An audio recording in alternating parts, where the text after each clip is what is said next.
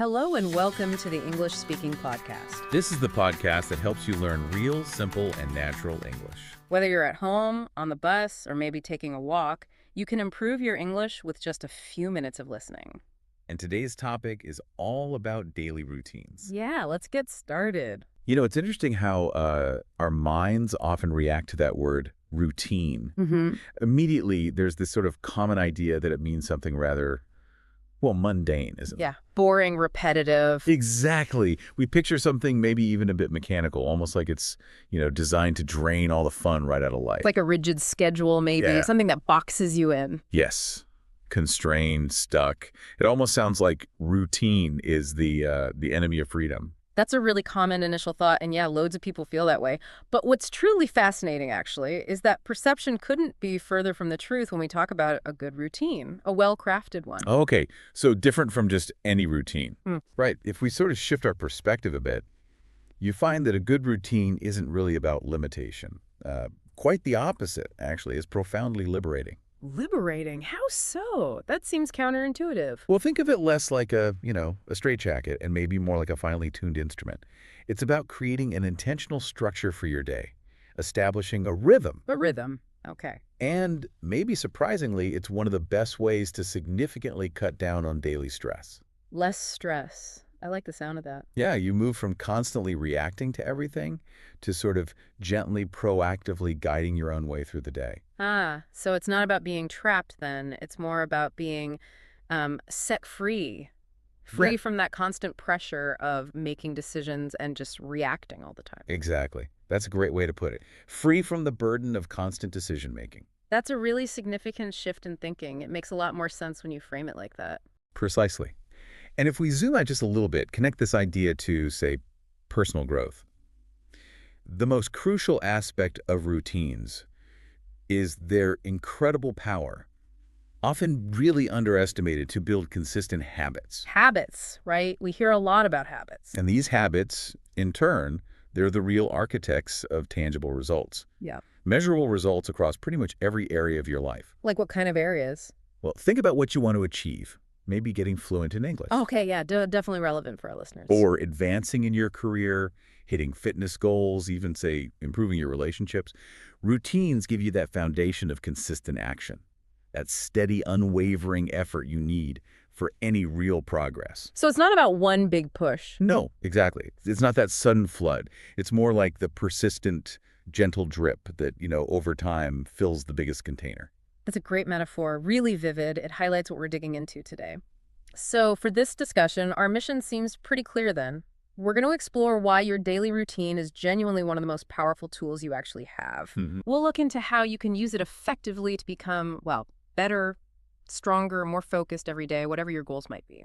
And especially, perhaps, how it can help with that English learning journey. Definitely. Okay, let's start by sort of stripping away those initial ideas and getting down to basics.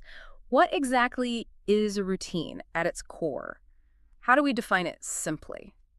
Well, simply put, a routine is just a set of actions you perform regularly. Often, at the same time, day in, day out. It's that consistent pattern. That predictable pattern of behavior, the backbone of your day, maybe. Exactly, the backbone. Okay, so to make that real, let's think about some concrete examples.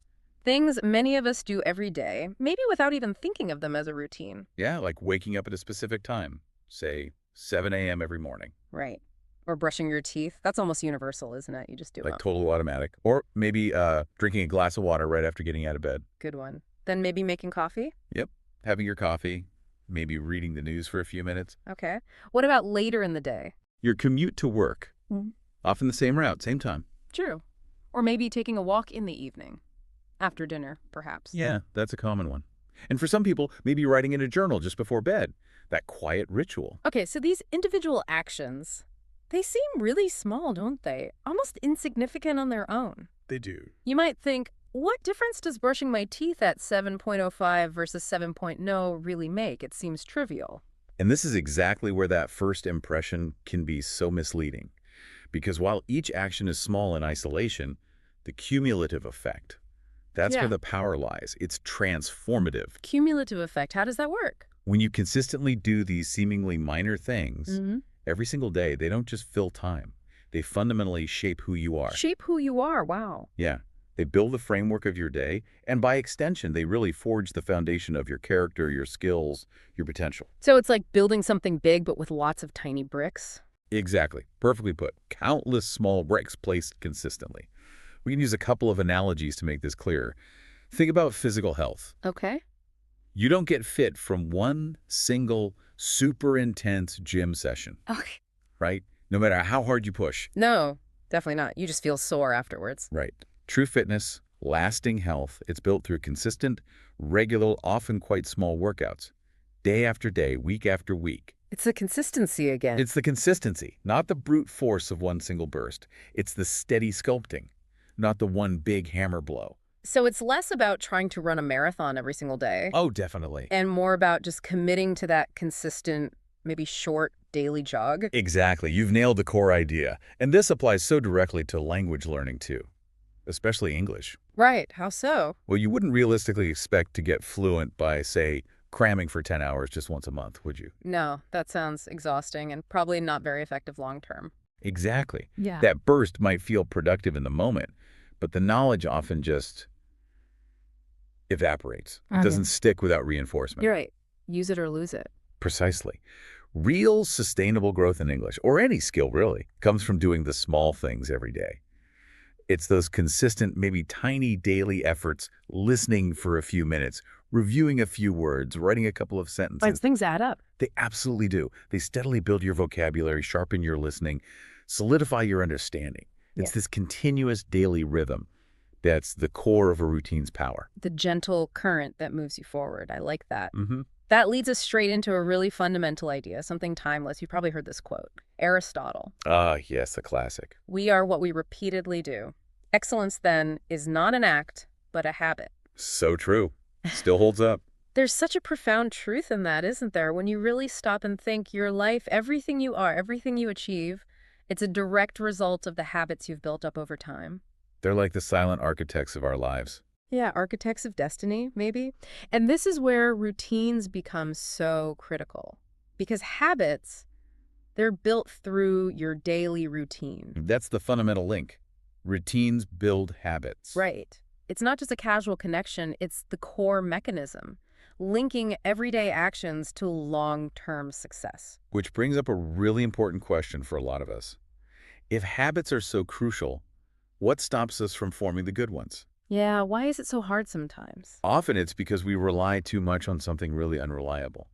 Motivation. Motivation, the elusive feeling. Exactly. We say, I'll study English when I feel motivated, or I'll go to the gym when I have the energy. Guilty as charged. I think we all do that sometimes. But the problem is, motivation is just so unreliable. Some days you wake up feeling amazing, inspired, ready to conquer anything. yeah, on top of the world. But then other days, just getting out of bed feels like climbing Mount Everest, right? Absolutely. The duvet wins. Motivation is fleeting. It comes and goes like the weather. It's just not a dependable fuel source for consistent progress. Yeah. Okay, so motivation is unreliable. What's the alternative then? A well-established routine.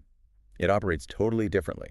A routine doesn't care how you feel. Doesn't depend on feelings. Nope. It just works. Yeah. Like a well-oiled machine you've set in motion. When you set up even a simple, maybe a tiny routine 5 minutes every morning, say it removes that mental burden of making the choice. So no more debating with yourself. Exactly. No more, should I study today? Do I have the energy? Should I go to bed early? Those actions just become, well, your normal. Your default setting. Precisely. They're integrated into your day. Yeah. They don't require that internal battle, that constant need for willpower or a fresh burst of inspiration. So the power is in making the action automatic, removing the decision. That's where the profound, lasting power lies. Consistent action without the daily psychological struggle. That makes so much sense. It takes the pressure off, doesn't it? It's not like pushing a huge boulder uphill every day. Right. It's like you've engineered the path to be downhill. And there's actually a fascinating reason why this works so well, isn't there? Something happening in the brain. Absolutely. The neuroscience behind it is really cool. When you repeat an action, especially at the same time each day, your brain gets actively involved. It starts building what scientists call a neural pathway. Like carving a path in a forest. Exactly like that. The first time, it's hard work pushing through the undergrowth. But the more you walk that same path, It gets easier, clearer. right, the pathway gets stronger, more efficient, The ground gets worn smooth. It becomes the easy road. Okay, so the brain physically changes. It physically adapts. And here's the amazing part. Repeat it enough, consistently, and the action becomes almost entirely automatic.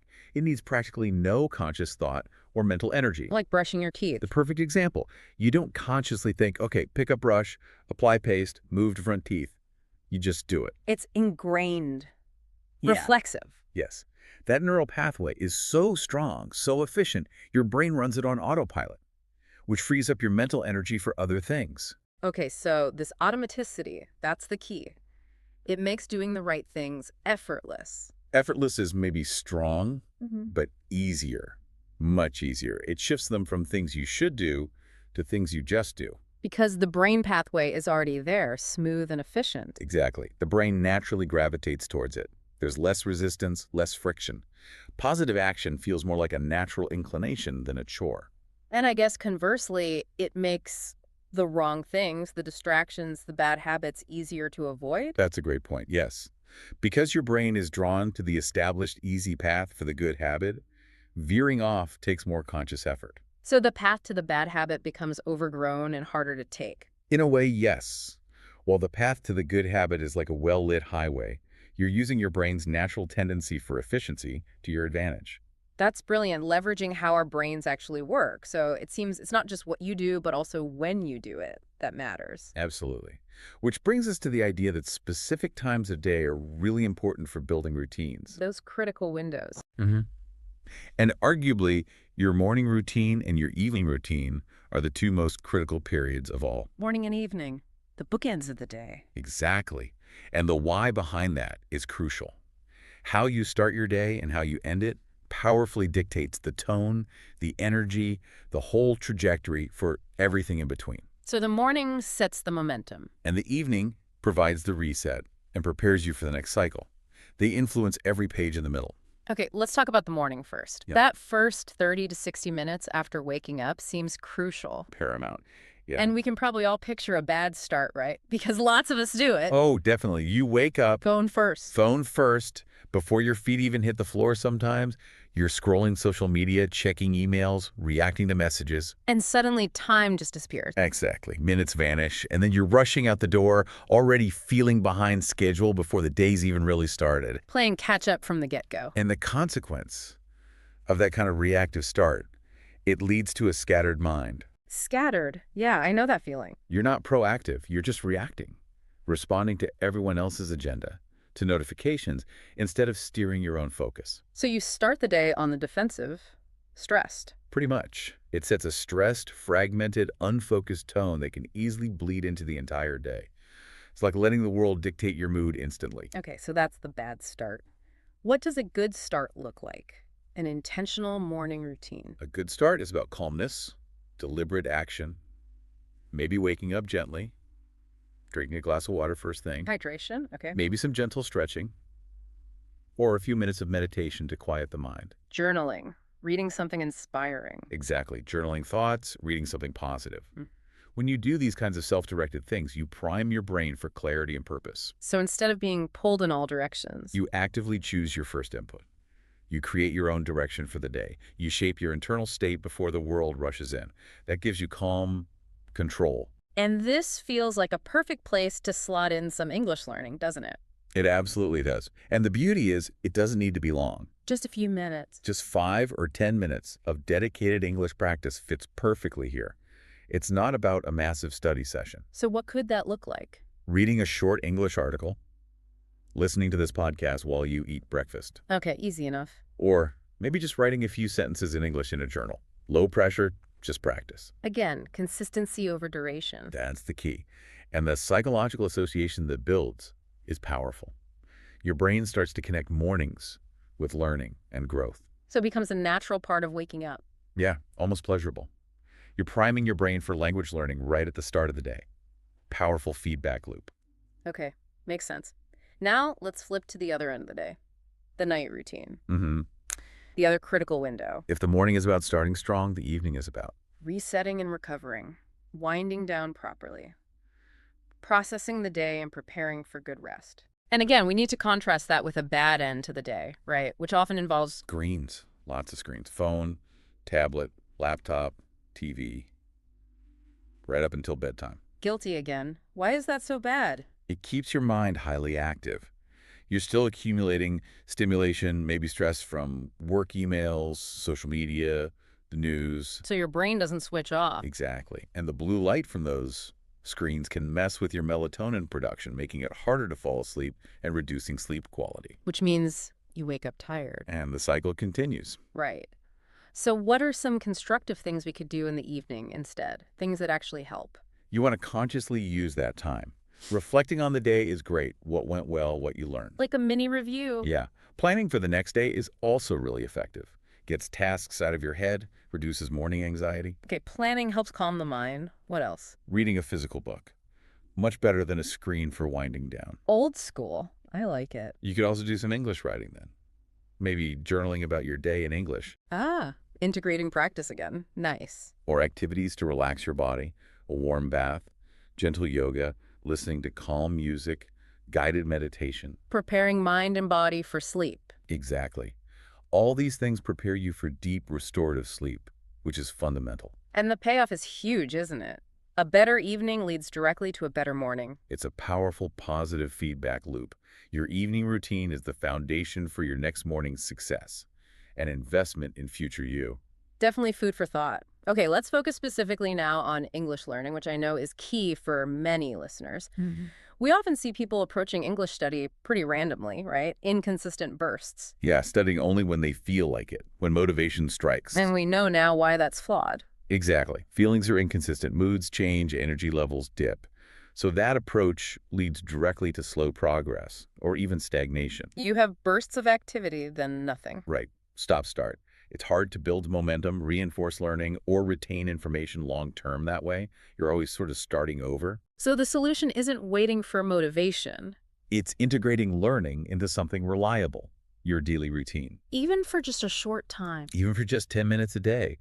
The results from that consistent small effort are genuinely amazing. Amazing results from 10 minutes. Over time, absolutely. It feels slow at first, but that steady climb gets you to fluency, the persistent drip. Okay, so give us some more concrete, really actionable ideas for practice. Things people can do today, even if they're busy. Loads of possibilities.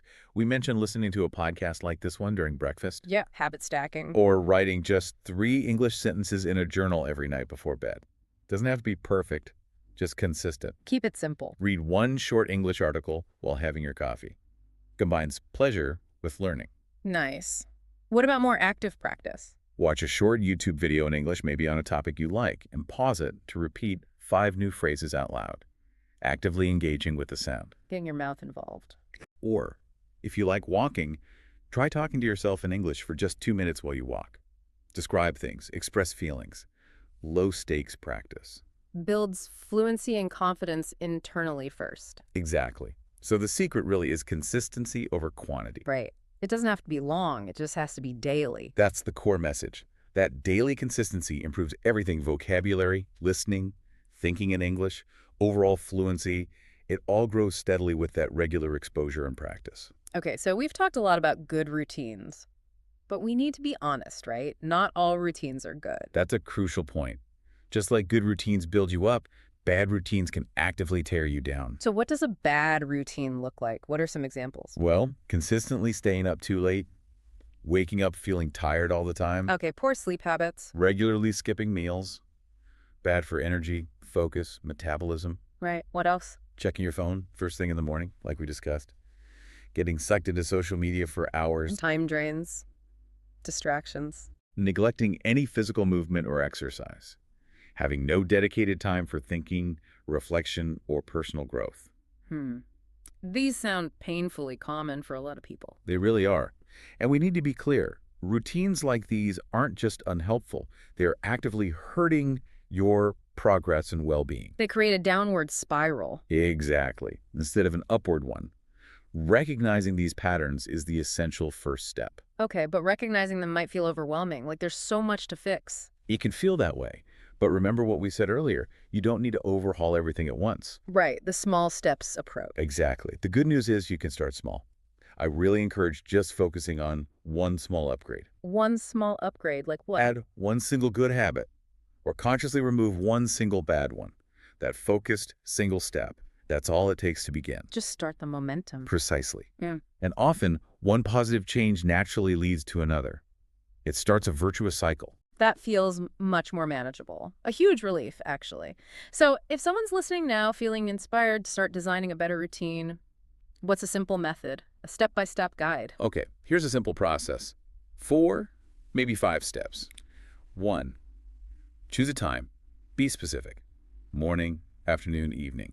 Pinpoint a window where you want to make the change. Got it. Be specific about the when. 2, pick just 1 or 2 small activities. Seriously, keep it small. Listening to English, reading one article, a short walk, journaling, stretching. Simple. Don't try to do too much at once. Okay, 3. This is crucial. Attach it to something you already do. Habit stacking. Like the coffee example. Yeah, exactly. After existing habit, I will new habit. So after I brush my teeth, I will write 1 English sentence. The existing habit is the trigger. Makes it automatic. Clever. 4, start incredibly small. We can't stress this enough. Aim for 5 minutes, not 30. Consistency beats intensity. Hitting the small target is the win. Incremental changes stick. Don't aim for perfection, aim for consistency. Right. And finally, 5, repeat daily. Non-negotiable. Same time, same place if possible. That repetition builds the neural pathway.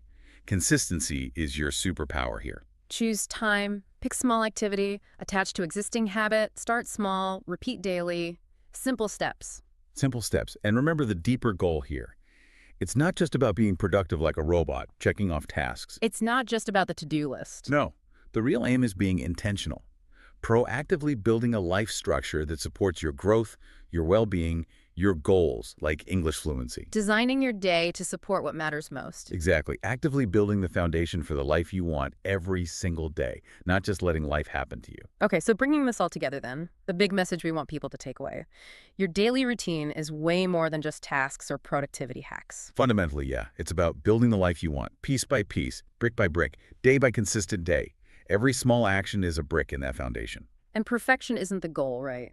No need for a rigid, suffocating schedule. Absolutely not. That's not the point at all. Don't feel trapped by it. So what is needed then?